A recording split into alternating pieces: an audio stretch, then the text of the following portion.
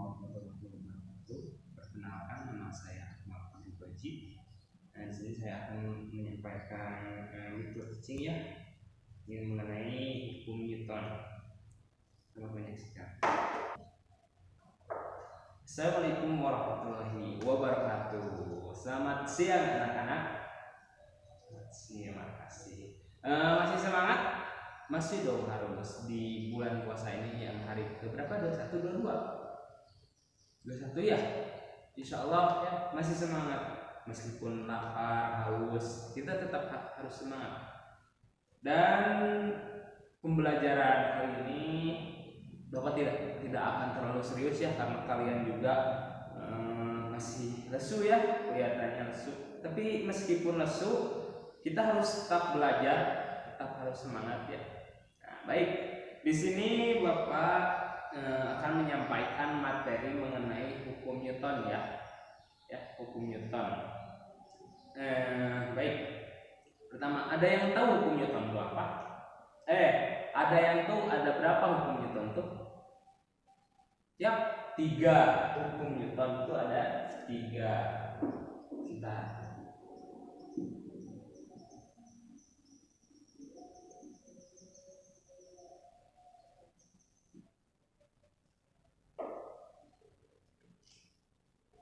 Sebelum kita masuk ke pembelajaran mengenai hukum Newton, ya, kita akan membahas dulu tentang gerak, ya.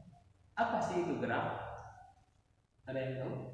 Ya, suatu perubahan yang dilakukan oleh benda. Ini gerak. Kemudian, nah, si benda bergerak itu ada beberapa cara. Yang pertama karena ada pengaruh dari luar atau eksternal. Yang kedua adalah karena si bendanya itu ingin bergerak gitu. Karena ada pengaruh misalkan dari dalamnya, misalkan ada mesin seperti itu. Baik, nah itu mengenai gerak ya. Kemudian kita akan mempelajari tentang hukum Newton. Apa sih? Buat apa sih kita mempelajari hukum Newton? Ada yang tahu buat apa? Ya, penerapannya. Ketika kita mempelajari hukum Newton, itu setiap apa yang kita lakukan di bumi ini pasti tidak akan jauh dari hukum Newton, yaitu gerak. Ya, kita menaik mobil, kita dorong meja, kita narik meja, itu semua tidak jauh dari mengenai hukum Newton. Sehingga kita ketika mempelajari hukum Newton, oh kita tahu nih ini teh pengaruhnya seperti apa gitu. Kemudian manfaat dari mempelajari hukum Newton yaitu kita bisa menerapkannya dalam teknologi. Ya, contohnya seperti apa? Dalam hal percepatan dan kecepatan. Ya, seperti itu. Jadi banyak manfaat yang kita dapatkan ketika mempelajari hukum Newton. Baik, tadi sudah dijawab ya. Hukum Newton itu ada 3. Yang pertama, bukan hukum Newton, tapi ya hukum Newton yang pertama itu ada yang tahu bunyinya seperti apa? Ya, benda akan tetap diam, mempertahankan keadaannya. Kemudian benda juga akan tetap bergerak, ya, sebelum ada pengaruh dari luar yang menghentikan benda tersebut. Makanya ya, ketika pengertian hukum Newton 1 itu masuknya ke hukum, ada yang tahu hukum apa? Ya betul, hukum inersia. Jadi hukum Newton 1 itu sama dengan hukum inersia. Terima kasih yang sudah dijawab ya. Hukum inersia. Jadi benda ketika diam, dia tidak akan bergerak sehingga ada pengaruh dari luar. Contohnya ini meja ya. Ini tetap akan diam sebelum saya menggerakkan benda ini. Nah, itu sebagai pengaruh dari luar seperti itu. Kemudian benda ini akan terus bergerak ya. Misal ya, ini benda akan terus bergerak, tidak akan diam kecuali ada pengaruh dari luar. Misalkan ada dorongan dan gaya gesekan. Nah, gaya gesek ini misalkan ke arah sini, sedangkan benda ke arah sini, ya, sehingga si benda ini yang tadinya bergerak akan diam secara perlahan-perlahan seperti itu. Sehingga rumus hukum 1 Newton yaitu sigma F sama dengan 0. Lah, dari mana? Contoh ya, ini benda. Nah, kalian diagram vektor tahu kan? X dan Y. Nah, apa sih yang ada dalam misalkan dari gambar ini yang diagram X? Ada yang tahu nggak persamaannya? Ya, ada W dan ada N. Ini kan yang Y ya, sedangkan X. Nah, yang X ini kan bendanya dalam keadaan diam, sehingga yang berpengaruhnya hanya diagram vektor Y-nya saja. Kita coba hitung, misal ya, dimisalkan sigma F, W-nya kita ketahui 30, N-nya juga 30. Ketika suatu benda ada dua persamaan yang saling yang saling bukan berhadapan, tapi saling belakang gitu ya, itu akan saling mengurangi, sehingga W dan N itu akan mengurangi 30 dikurangi 30, sehingga sigma F di sini sama dengan 0. Ketika 0 di sini, maka tidak ada pengaruh apapun pada benda tersebut, maka akan diam, kecuali jika ada pengaruh eksternal. Kata tadi Bapak ada eksternal, maksudnya ini misalkan dorongan dari sini, misalkan 20 Newton, sehingga dia bergerak 10 meter per second. Terus ada yang bergerak lagi dari arah sebelahnya, misalkan 20 Newton lagi. Nah, apa yang terjadi? Ya, betul sekali, bakal diam. Kenapa? Karena gaya yang dari sini kemudian dari sini saling berhadapan, saling tubuhkan, maka kecepatan dari benda ini akan 0 seperti itu. Sekarang yang kedua adalah hukum 2 Newton ya. Tadi sudah yang pertama hukum 1 Newton, sekarang hukum 2 Newton. Ada yang tahu hukum 2 Newton itu selalu berkaitan dengan apa coba? Ya, bisa Pak? Ya, betul sekali. Selalu berkaitan dengan percepatan. Ada yang tahu pengertian dari hukum 2 Newton? Nih, Bapak kasih persamaan saja ya. Samakan sigma F sama dengan M kali A. Kemudian kan hukum 2 Newton itu selalu berkaitan dengan apa tadi? Percepatan. Maka percepatannya dikeluarkan. Nah, kita udah menemukan ini. Coba ada yang bisa menjelaskan pengertian dari hukum 2 Newton?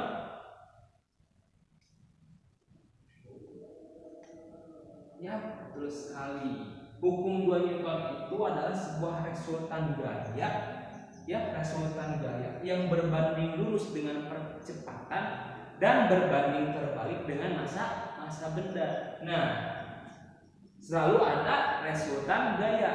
Kenapa sih harus resultan gaya?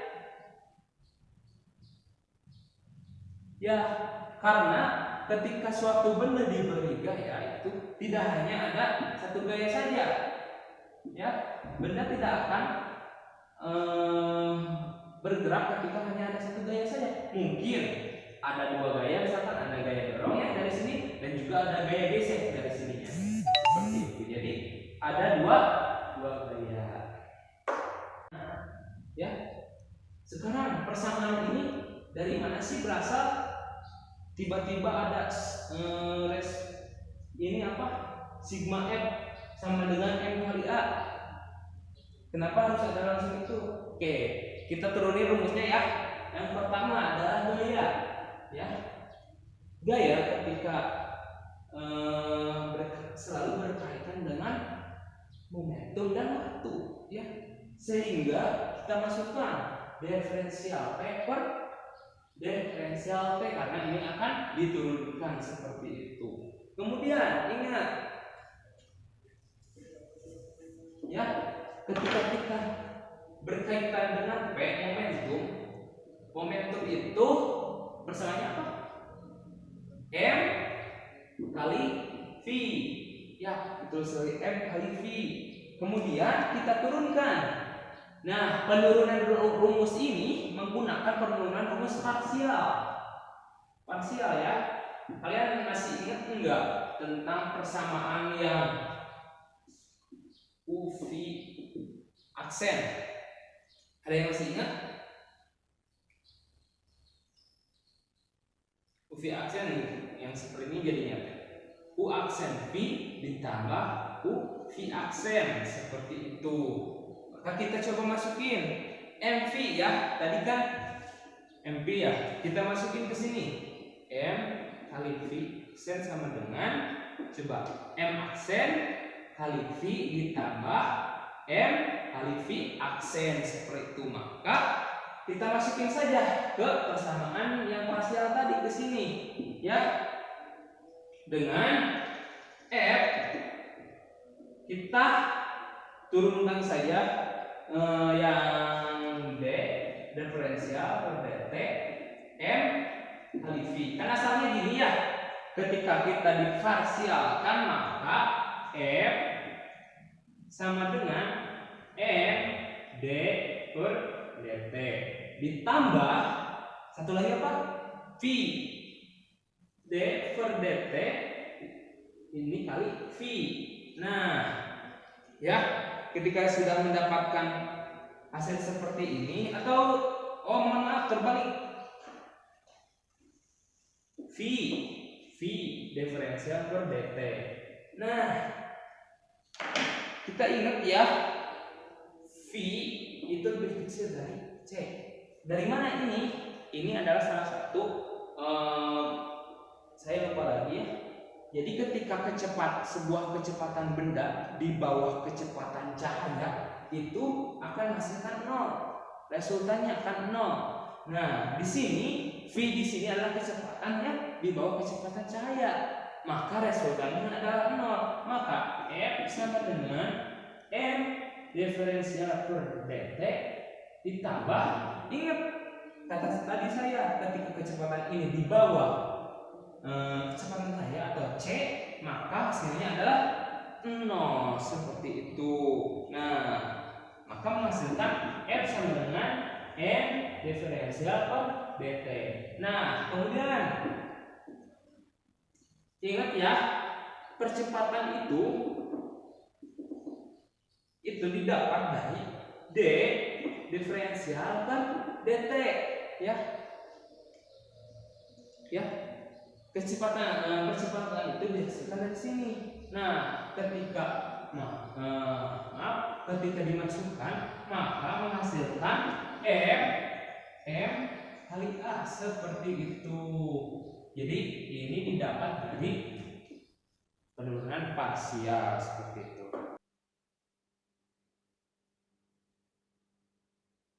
Nah, baik. Setelah tadi penjelasan mengenai hukum 1 Newton dan hukum 2 Newton, nah mari kita coba lihat di sini. Mengenai pengimplementasian atau penerapannya. Kita langsung pada videonya ya. Kita lihat. Di sini ada balok ya.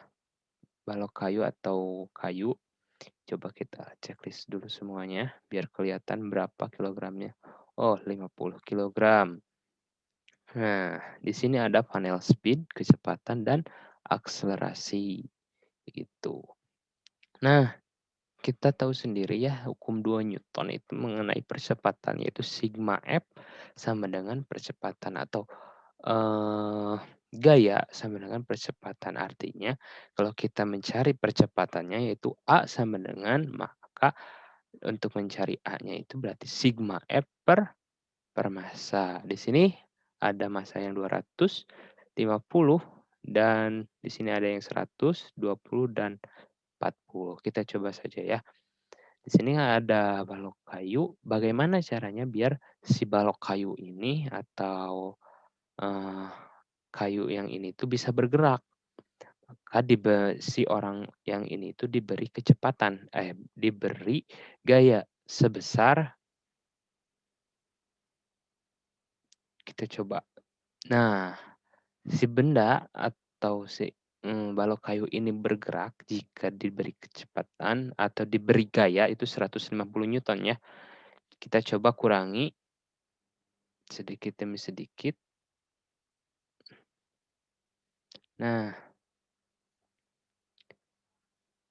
akan tetap bergerak ya. Atau kita coba ulangi lagi. Kita beri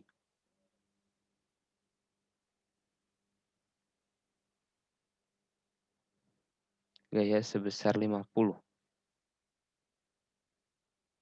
Nah, apakah terjadi gerakan? Tidak ya, kenapa? Soalnya Applied force sama friction force itu sama 50-50, artinya gaya yang diberikan dari atau bisa disebut gaya gesek atau gaya yang sebaliknya itu sama dengan gaya yang diberikan oleh orang ini. Maka itu tidak akan terjadi sebuah gerakan. Jadi kembali lagi ke hukum Newton 1, yaitu hukum inersia ya, artinya kelembaban, yaitu ketika si benda mempertahankan keadaannya. Seperti itu. Jika seperti ini maka gaya yang ada itu adalah W dan N. Itu gaya gravitasi atau gaya berat bumi dan gaya yang ada di si bendanya itu sendiri atau N. Kita coba naikin lagi. Tidak terjadi gerakan ya. Itu sama 100 dan 100. Kita naikin lagi 150. Oh, ternyata ada gerakan. Akselerasinya atau A-nya itu adalah 1,12. Dari mana itu didapatkan? Itu tadi A sama dengan sigma F 150 ya, 150 per M massa ya. Massanya kan 50. Mohon maaf, sigma F. Sigma F berarti Applied force atau gaya yang diberikan 150 dikurangi dengan gaya yang diterima. Gaya yang diterima itu sekitar berapa tadi tuh? Eee, kita ulangi lagi ya.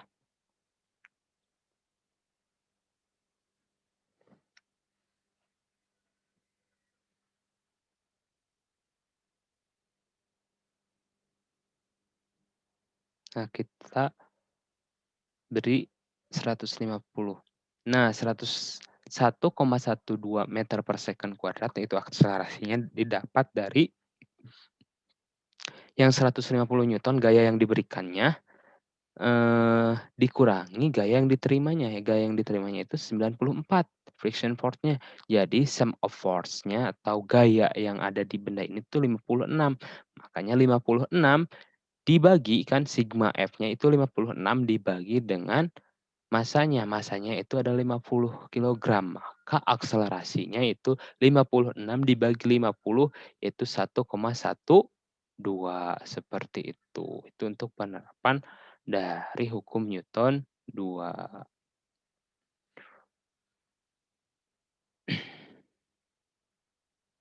Nah, di sini Bapak ada ini ya, ada soal. Kita kerjain bareng-bareng ya. Kita kerjain bareng-bareng. Nah, kan tadi persamaan dari hukum 2 Newton itu adalah sigma F M kali A. Tapi ketika mau dicari percepatannya maka apa? Sigma F per M. Nah, kita ada soal nih. Misalkan Andi sedang mendorong sebuah benda yang misalkan beratnya itu atau masanya itu adalah 50 kilogram. Nah, tenaga atau gaya yang diberikan Andi ya, kita tulis aja F1. Tenaga yang diberikan Andi adalah misalkan 20 newton. 20 newton. Kemudian setelah itu ada gaya gesek, misalkan ada gaya gesek yang mempengaruhi dorongan andi terhadap benda tersebut, maka kita taruh misalkan F2 nya misalkan 5 Newton atau gaya geseknya 5 Newton. Nah, maka ditanyakan adalah percepatan benda yang didorong andi itu berapa. Maka ketika kita mencari ini, kita masukkan saja ya. Awalnya kan sigma F. Sigma F itu adalah resultan ya. Misal ada 20 Newton begitu kan. Nah, kemudian ada gaya gesek. Ketika kita berhadapan dengan gaya gesek, itu berarti adalah sebuah pengurangan tenaga yang kita lakukan. Artinya ada sebuah dorongan dari arah sebelah sananya, sehingga kita masukkan adalah min. Kenapa? Saling berhadapan antara gaya dorong kita dengan gaya gesek. Kemasukan 5 Newton seperti itu kan tadi sigma F ya. Kemudian M-nya tadi itu 50 kg, masukan A. Jadi 15, 50 A. Nah, kita mencari A-nya ya. Nah, maka untuk mencari percepatan adalah 15. Kenapa 15? Karena 15 adalah gaya dikurangi 5 dibagi 50 sekitar 0,3 sekian. Jadi percepatan yang dilakukan benda ketika didorong andi itu adalah 0,3 meter per second seperti itu. Nah, di sini Bapak ada ini ya, LKS ya, lembar kerja siswa. Nah, Bapak ingin kalian berkelompok-kelompok untuk mengerjakan ini. Setelah itu, setiap kelompok maju ke depan untuk menyampaikan jawabannya. Kemudian jika ada yang mau menambahkan, misalkan dari kelompok lain, silahkan nambahkan, ataupun ada yang mau misalkan saya tidak setuju sama jawaban ini, silahkan ke depan. Jadi setiap kelompok di sini Bapak ada 12 soal. Jadi setiap kelompok mengerjakan dua soal seperti itu ya. Jadi ada 6 kelompok ya. Sok bagi-bagi dulu. Sudah? Oke. Sok nih Bapak bagiin ya LKS-nya. Kalian kerjain. Bapak tunggu selama 30 menit. Cukup ya, 30 menit. Setelah itu Bapak akan panggil per kelompok. Misalkan dari kelompok 1 2 orang untuk mempresentasikan jawabannya. Jadi dimohon untuk bukan hanya beberapa orang saja yang bekerja dalam kelompok itu ya. Jadi semua orang pun ikut bergabung mengerjakannya seperti itu. Nah, tadi udah ya. Udah semuanya, alhamdulillah ya. Hampir rata-rata semua yang maju ke depan udah hampir bisa mempresentasikan mengenai hukum 2 Newton ya, hukum 1 dan hukum 2. Nah, insya Allah pada pertemuan ke depan kita akan mempelajari hukum 3 Newton. Kenapa saya tidak mengambil pada hari ini? Karena ketika kita masuk ke hukum 3 Newton, takutnya waktunya tidak mencukupi. Insya Allah di minggu depan ya, minggu depan. Oke, Bapak cukupkan sekian pembelajaran pada hari ini ya. Ingat ya, untuk minggu depan hukum 3 Newton. Pelajari di rumah, jangan sampai ketika nanti sudah masuk Bapak tanya malah tidak tahu apa hukum 3 Newton kayak tadi ya, pada ulang gitu. Jadi harus paham dulu sebelum masuk ke kelas seperti itu ya. Ini sekian pembelajaran dari Bapak. Mohon maaf jika banyak kesalahan ya. Akhirul kalam, tetap jaga kesehatan ya, jaga puasanya harus full, yang cowok, yang cewek ya full juga. Kalau misalkan ada tamu ya jangan puasa seperti itu ya, harus tetap jaga kesehatannya. Akhirul kalam, wassalamualaikum warahmatullahi wabarakatuh.